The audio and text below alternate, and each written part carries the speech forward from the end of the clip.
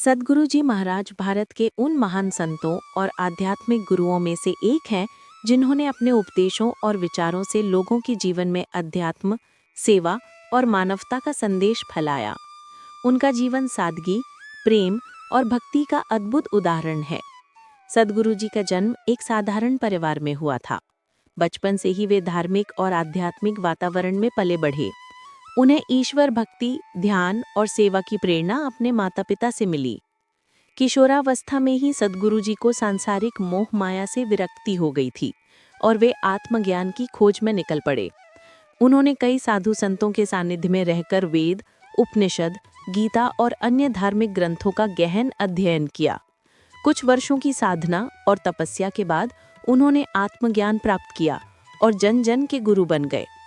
सद्गुरु जी महाराज ने अपने जीवन का लक्ष्य मानवता की सेवा और समाज में शांति, प्रेम और सद्भाव फैलाना बनाया। उन्होंने हमेशा ये सिखाया कि ईश्वर हर जीव में है और सच्ची भक्ति वही है जो सबके प्रति करुणा, क्षमा और प्रेम से भरी हो।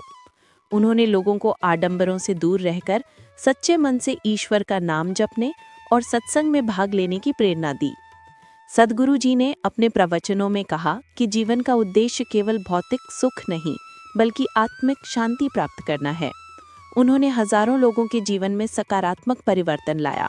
उनकी शिक्षाओं से लोग नशा मुक्त, नैतिक और धार्मिक जीवन की ओर बढ़े।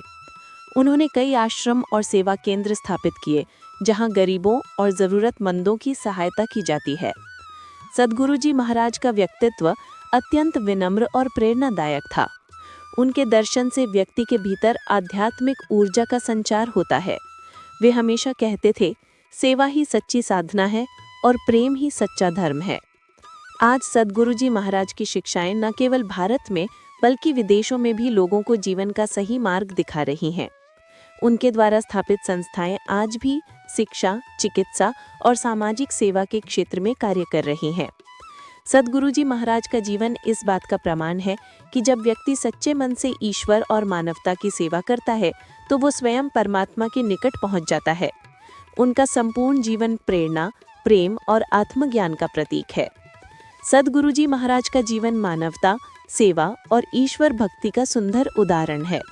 उनकी शिक्षाएं आज भी लोगों को धर्म, करुणा और सत्य के मार्ग पर चलने की प्रेरणा देती हैं।